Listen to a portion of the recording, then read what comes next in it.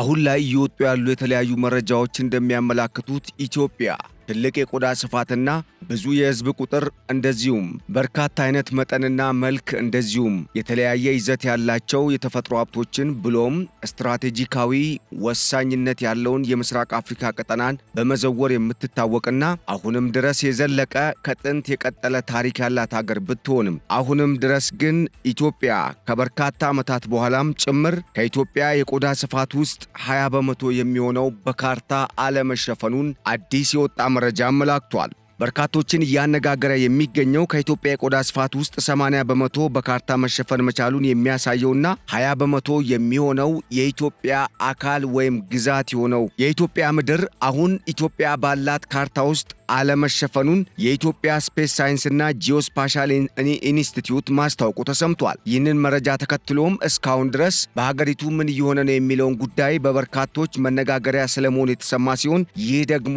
በዋናነት ከዚህ ቀደም የነበሩ መንግስታት ስለዚህ ጉዳይ ለምን እልባት ሳይሰጡ የሚል ጥያቄን ያስነሳ ነው ተብሏል። ሰላም ጤና ይስጥልን ውድ አድማጭ ተመልካቾች እንደምን ሰንብታችኋል?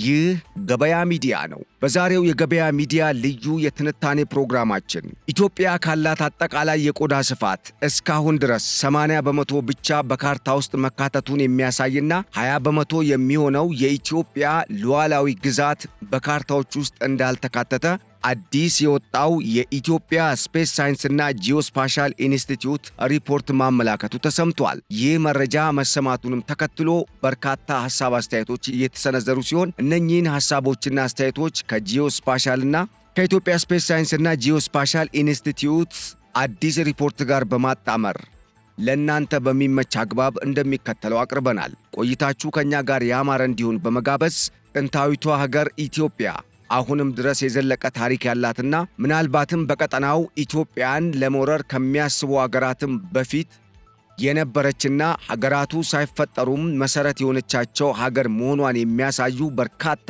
ጥንታዊ የታሪክ ድርሳናትና ተጨባጭ መረጃዎች ባሉበት አግባብ እስካሁን ድረስ 20 በመቶ የሚሆነው የኢትዮጵያ ሉዓላዊ ግዛት በካርታ ውስጥ ያለመካተቱ ጉዳይ በርካቶችን ጉድ ያስባለና ያስገረመ ጉዳይ ነው ተብሏል። ታዲያ ይህ ጉዳይ በቀጣይስ እንዴት እልባት ሊሰጠው ይችላል? መንግስት በዚህ ጉዳይ ላይ ምን አይነት እንቅስቃሴዎችን እያደረገ ነው የሚለውን ጉዳይ በጋራ የምንቃኝ ይሆናል። አብራችሁን ቆዩ።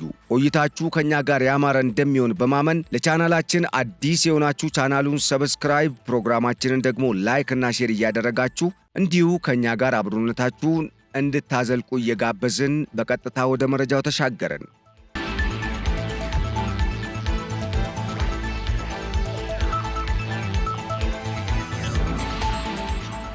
በዓለም ላይ ዕድሜ ጠገብ ከሚባሉ አገራትና በተለይም በስልጣኔም ፈርቀዳጅ ከሆኑ የሰው ልጅም መገኛ በመሆን በቀዳሚነት ከሚጠቀሱ የዓለማችን ሀገራት መካከል ከፊት ተርታ የምትመደበው ሀገራችን ኢትዮጵያ አሁን ድረስ የዘለቀ የሀገርነት ታሪክና በርካታ የሚጎበኙ ታሪካዊ መዳረሻ ያላት ግዛቷም ከዚህ ቀደም ከነበረው የተሸራረፈ በተለያዩ የፖለቲካ ሂደቶችና በተለያዩ ጊዜያትም በሚፈጠሩ ማህበራዊ ኢኮኖሚያዊ ክስተቶችና አጠቃላይ የፖለቲካ ቀውስ ምክንያት እያነሰ ቢመጣም አሁንም ድረስ ግን ኢትዮጵያ በቀጠናዋ ማለትም በምስራቅ አፍሪካ ቀጠና በቆዳ ስፋት ትልቅ ድርሻን ይዛ በህዝብ ቁጥርም ቀዳሚ ሆና እንደዚሁም በምታደርሰው ተጽዕኖና በአጠቃላይ በምታንቀሳቀሰው ማህበራዊ ኢኮኖሚያዊና ጂኦፖለቲካዊ አቅም ቀዳሚነቱን የተቆናጠጠች ታሪክ የሚያቃት ዓለምም የሚያቃት ታላቅ አገር ነች። ምንም እንኳን ኢትዮጵያ የዘለቀ የረጅም ጊዜ ታሪክ ያላት አገር ብትሆንም አሁን ላይ እየወጡ ያሉ በተለይም ከመንግስት ተቋማት ጥናት ተደርጎባቸው በይፋ ሪፖርት እየተደረጉ ያሉ መረጃዎች እንደሚያመላክቱት ግን ኢትዮጵያ አሁንም የሚገባት ደረጃ ላይ እንዳሌለች የሚያሳዩ ናቸው። ከዚህ ጋር በተገናኘ ከሰሞኑ የኢትዮጵያ ስፔስ ሳይንስና ጂኦስፓሻል ኢንስቲትዩት አወጣው በተባለው አዲስ የጥናት ሪፖርት መሰረት ከኢትዮጵያ ጠቅላላ የቆዳ ስፋት ውስጥ 20 በመቶ የሚሆነው ኢትዮጵያ በምትታወቅበት አሁን ባለው ካርታ ውስጥ ያለመካተቱን አመላክቷል። ይህ ደግሞ በአሻጥርም ሊሆን እንደሚችል ያመላከተ ሲሆን በተለይም መንግስት አገሪቱን ወደ ልዕቅናዋ ለመመለስ እያደረገ ባለው ጥረት በተደረገው ፍተሻና የተለያዩ ጥረቶች ምክንያት ይህ እውነታ ሊረጋገጥ ስለመቻሉም ኢንስቲትዩቱ የወጣው መረጃ አመላክቷል። የተቀረውን ቦታ በካርታ የመሸፈን ስራም በመጪዎቹ በአንድ ዓመታት ውስጥ ለማጠናቀቅ ታቅዶ እየተሰራ እንደሆነ መንግስት ያስታወቀ ሲሆን ካርታዎች በውስጣቸው ያለው የመረጃ ሀብት ለአየር ንብረት ትንበያ፣ ለመስኖ ተፋሰስ፣ ለአሰሳና አቅጣጫን ለመለየት፣ ለሳይንስ፣ ለአደጋ ጊዜ ምላሽ፣ ለቱሪዝም፣ ለብሔራዊ ደህንነት፣ ለመሰረተ ልማት ግንባታ፣ ለተፈጥሮ ሀብት አስተዳደርና ለሌሎች መስኮች በግብዓትነት ይውላልም ተብሏል። ካርታ ከሰዎች የስልጣኔ ዑደት ጋር ታሪካዊ ቁርኝት ያለውና መረጃዎችን በቀላሉና አዳጋች ባልሆነ መልኩ በምስል ማቅረብ የሚያስችል መሳሪያ ሲሆን ኢትዮጵያ ከአንድ ክፍለ ዘመን በላይ ያስቆጠረ የቦታ መረጃ ወይም ጂኦስፓሻል ስራ ታሪክ ያላት ብትሆንም እስካሁንም ድረስ በዘርፉ ከሚከናወኑ ስራዎች መካከል መልክዓ ምድርን በካርታ ማንሳት ወይም መሸፈንን ትኩረት ያደረጉ ቢሆንም ይሁንና ግን 20 በመቶ የሚሆነው የኢትዮጵያ ሉዓላዊ ግዛት እስካሁን ድረስ በኢትዮጵያ ካርታ ውስጥ እንዳልተካተተ የወጣው መረጃ አመላክቷል። ሪፖርቱ ኢትዮጵያ ከ1.1 ሚሊዮን ስኩዌር ኪሎ ሜትር በላይ የቆዳ ስፋት ያላት ሲሆን በአፍሪካ በቆዳ ስፋታቸው ቀዳሚ ከሆኑ ሀገራት 10ኛ ደረጃ ላይም አስቀምጧታል። የኢትዮጵያ ስፔስ ሳይንስና ጂኦስፓሻል ኢንስቲትዩት ዋና ዳይሬክተር አብዲሳ ይልማ ኢትዮጵያ ካላት የቆዳ ስፋት እስካሁን 80 በመቶ ብቻ የሚያህለው በካርታ መሸፈኑን አስታውቀዋል። ይህ ደግሞ የተቀረውን 20 ለምን እስካሁን በካርታ ውስጥ ሊካተት አልቻለም የሚለውን ጥያቄ የበለጠ ከማጉላቱም በላይ ከጀርባው ያለው ጉዳይ ምንድነው የሚለውንም አጀንዳ ለመፈተሽ በር የሚከፍት ነውም ብለዋል። ኢትዮጵያ የምትጠቀመው ካርታ 1/50ኛ መስፈርት የሚል ስያሜ ያለው ሲሆን በዓለም አቀፍ ደረጃ ተቀባይነት ያለው እንደሆነም አመላክተዋል። የተቀረውን ስፍራ በመጪዎቹ 12 ወራት ወይም በአንድ ዓመት ጊዜ ውስጥ በካርታ ለመሸፈን ታቅዶም እየተሰራ እንደሆነም ጠቁመዋል። ቻይና የኢትዮጵያን የቆዳ ስፋት 80 በመቶ የሚሸፍን የ2 ሜትር ሪዞሉሽን የምስል ጥራት የሳተላይት መረጃ በነፃ ማቅረቧንና ይህም የካርታ መሸፈን ስራውን ለማሳለጥ ወሳኝ አበርክቶ እንዳለውም ዋና ዳይሬክተሩ አቶ አብዲሳ አስረድተዋል።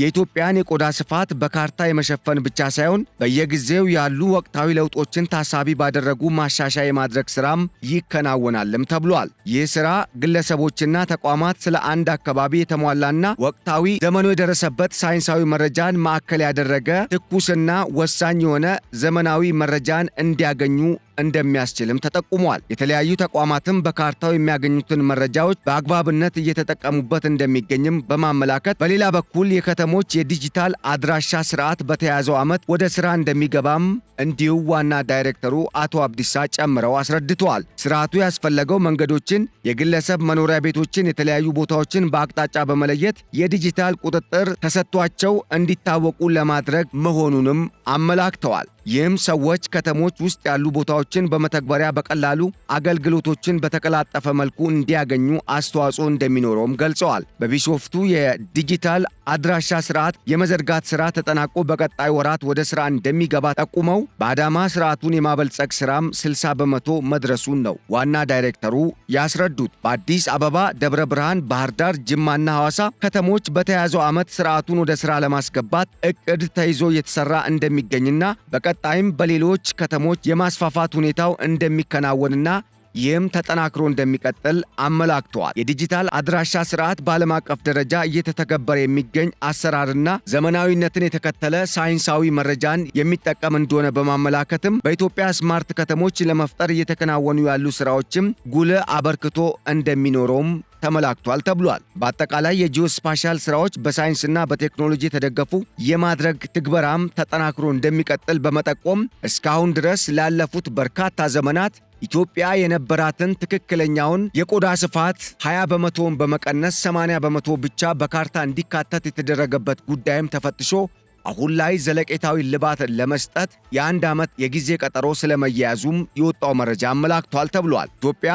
እንደ ጥንታዊ አገር በተለያዩ የታሪክ ድርሳናት በብዙ መልኩ የምትጠቀስና አሁንም ድረስ የዘለቀ ስልጣኔዋን ማስጠበቅ የቻለች አገር እንደመሆኗ መጠን የኢትዮጵያን ዳር ድንበር በአግባቡ መለየትና የምትሸፍነውን የቆዳ ስፋትም በትክክል በካርታ ላይ በዘመናዊ መልክና ሳይንሳዊ የሆኑ አዳዲስ የቴክኖሎጂ ውጤቶችን ተግባራዊ በማድረግ ለማካተት መሞከር የግድ እንደሚልም ዘመኑም ያስገድዳል ሲሉም የኢትዮጵያ ስፔስ ሳይንስና ጂኦስፓሻል ኢንስቲትዩት ዋና ዳይሬክተር አቶ አብዲሳ ጨምረው ተናግረዋል።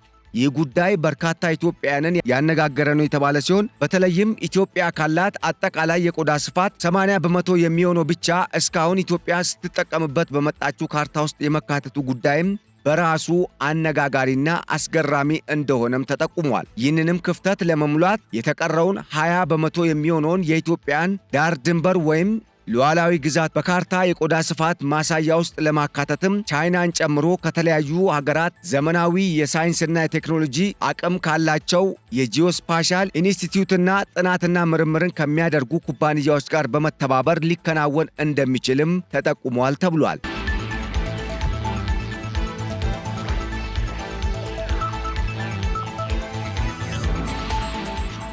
የዚህ አይነቱ ሁኔታ በሌሎች ሀገራትም እንደተከሰተ የሚጠቁሙ ጉዳዩ የሚመለከታቸው ምሁራን እንደሚገልጹት ደግሞ ከዚህ ቀደም ራሽያን ጨምሮ የተለያዩ ሀገራት የዚህ አይነት እክል አጋጥሟቸው እንደነበር በማውሳት በተለይም ራሽያ አሁን ድረስ ከአሜሪካ ጋር እሰጥ አገባ ውስጥ የገባችበት አንዱና ዋናው ምክንያት የአላስካ ጉዳይ እንደሆነም በማመላከት አሜሪካ በወቅቱ አላስካን ከሩሲያ ለመግዛት የበቃችውም ቀድሞ ተሳስቶ በተዘጋጀው የሩሲያ የቆዳ ስፋትን በአግባቡ በማይገልጸው ካርታ ምክንያት እንደሆነም ተመላክቷል። በሌላ በኩል በእስያና በአፍሪካ እንደዚሁም በአውሮፓም ከዚህ ቀደም የዚህ አይነቱ የካርታ ስህተቶች እንደነበሩና ክፍተቶቹንም አዲስና ዘመን በወለዳቸው የሳይንስና የቴክኖሎጂ መሳሪያዎች በመጠቀም በአግባቡ መቅረፍ ስለመቻሉም ተጠቁሟል። ይህንንም ተከትሎ አሁን ድረስ ኢትዮጵያ ያላትን የቆዳ ስፋት ሙሉ በሙሉ የማያሳየውን ካርታ ኢትዮጵያ ባላት 100% ያላትን ሉዓላዊ የዳር ድንበር ወይም ግዛቶቿን በሚያሳይ ሳይንሳዊ ቴክኖሎጂን በተጠቀመ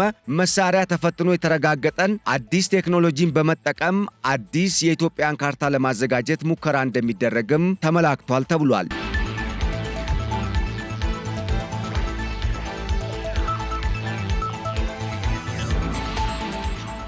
ውድ አድማጭ ተመልካቾች ለዕለቱ ያዘጋጀንላችሁ የገበያ ሚዲያ ልዩ የትንታኔ ፕሮግራማችን የሰማችሁትን ይመስል ነበር። ስለተከታተላችሁንና አብራችሁን ስለዘለቃችሁ በእጅጉ በማመስገን አብራችሁን ስለዘለቃችሁ ደግመን እያመሰገንን በቀጣይ በሌሎች ርዕሰ ጉዳዮች ዳግም ወደ እናንተ እስክንመለስ ለአሁኑ በዚሁ ተሰናበትን። ቸር ሰንብቱልን።